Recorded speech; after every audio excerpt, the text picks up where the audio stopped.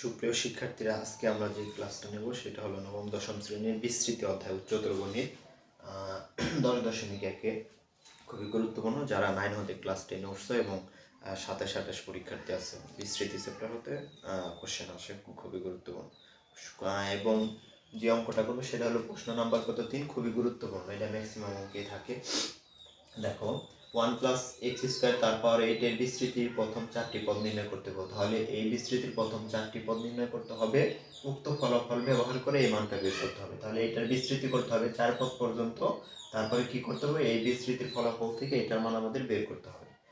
তার আগে আমরা বিস্তৃতির একটা সূত্র জানি। দেখো, 1 প্লাস ওয়াই আর হল এন, এইটার সূত্রটা আমরা জানি কত। প্রথমে কত হয় 1 প্লাস কত n1, এখানে y টু দি পাওয়ার কত 1 প্লাস কত n2, এখানে কত y টু দি পাওয়ার কত 2 প্লাস হলো n3 y টু দি পাওয়ার কত 3 ডট ডট হবে। তাহলে এই সূত্র ফর্মুলা করে আমাদের এটা করতে কিভাবে বুঝবো এই সূত্র, কারণ এই যে এখানে সামনে ফিক্সড 1 আছে।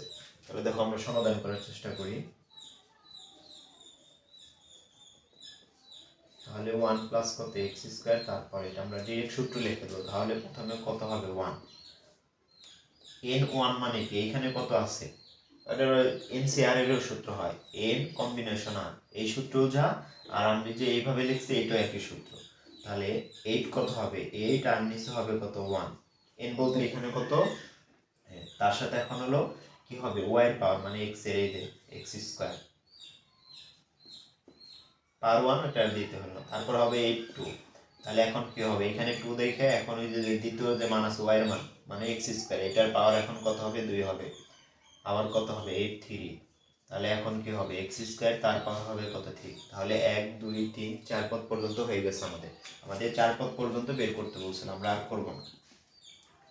তাহলে এখানে কত হয় 1, 8 1 মানে 8। তোমরা কিভাবে বের করবা, ক্যালকুলেটরে লিখবা 8 শিফট 8 দেওয়ার পর শিফটে দিবা, শিফটে দিয়ে ভাগ দিবা, ভাগ দেওয়ার পর 1 দিবা। তার মানে এখানে কিভাবে লিখবা 8 শিফট ভাগ, তারপরে এই নিচে যেটা থাকবে সেটা দিবে, ইকুয়াল দিলে রেজাল্টগুলো চলে আসবে।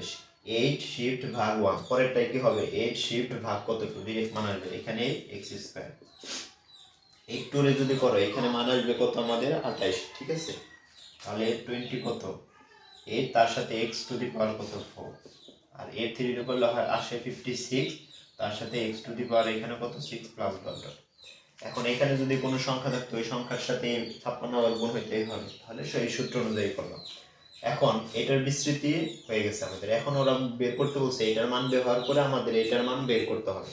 তাহলে আমি মূলত কি পেলাম এখানে, যদি লিখি একটা সমীকরণ আকারে, এইটা ইকুয়াল আমি কত পেলাম এখানে 1 প্লাস 8 x স্কয়ার প্লাস কত 28 x to the power 4 plus হলো 56 x টু দি পাওয়ার কত 6, এইটা পেলাম।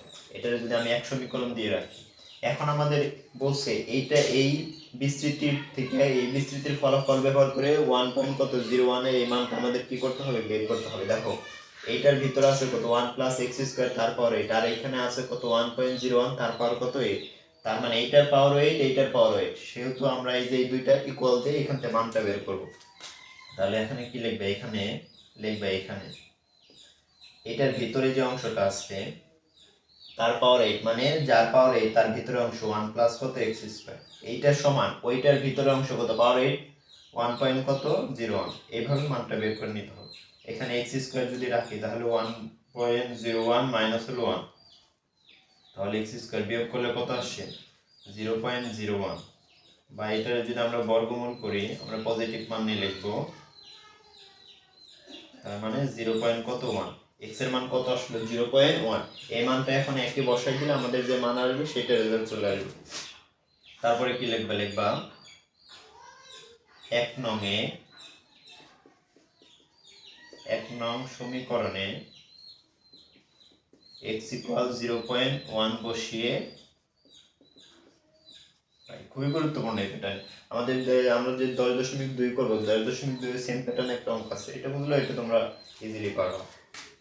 তাহলে দেখো ধারাবাহিকভাবে আমাদের ক্লাসগুলো হবে। তাহলে কত লিখবে, এখানে 1 নং সমীকরণে ডাইরেক্ট মান বসাই দিব, 1 প্লাস x এর মান 0.1 স্কয়ার, তারপর কত এখানে মান বসাই দিব, সমীকরণে 1 ছিল 8 0.1 তার স্কোয়ার, আর এখানে কত 28, তার সাথে হবে 0.1 তার পাওয়ার কত 4, 56 0.1 তার পাওয়ার কত 6 ডট ডট। এখন বিষয়টা দেখো, এইটার মান আমাদের বের করতে হবে, পরের লাইনে তোমাদের আর কাজ করার দরকার নেই। এইটা যদি ক্যালকুলেশন করা হয়, এই যে আমাদের যার মান বের করতে হচ্ছে এটাই আসবে, আমরা ডিরেক্ট লিখে দিতে পারি। তাহলে 1.01 তার পাওয়ার কত 8। আর এখন এইখানে তুমি ক্যালকুলেটরে ডিরেক্ট কি এইখানে মানটা বসিয়ে দিতে পারো। ক্যালকুলেশন করলে কত আসবে 1.0829, 4 দশমিক পর্যন্ত মানটা লিখছি, 4 দশমিক পর্যন্ত মানটা লিখছি। তাহলে এই যে এটাই হলো নির্ণয়ের কত অ্যান্সার। তার মানে এত এই বিস্তৃতিতে প্রথম 4 পদ পর্যন্ত আমরা বিস্তৃতি করছি, এটার সাহায্যে আমরা এই মানটা বের করছি।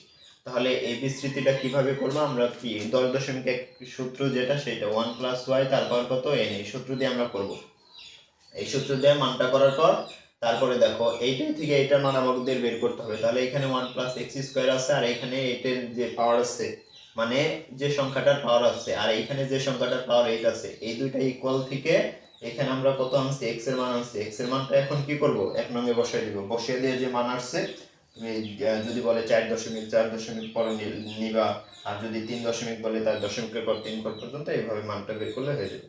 খুবই গুরুত্বপূর্ণ ছিল 10.1 এর অঙ্কটা। ধারাবাহিকভাবে আমাদের ক্লাসগুলো পাওয়ার জন্য আমাদের চ্যানেলকে সাবস্ক্রাইব করবে এবং আমাদের সাথে থাকবে। ধন্যবাদ সকলকে।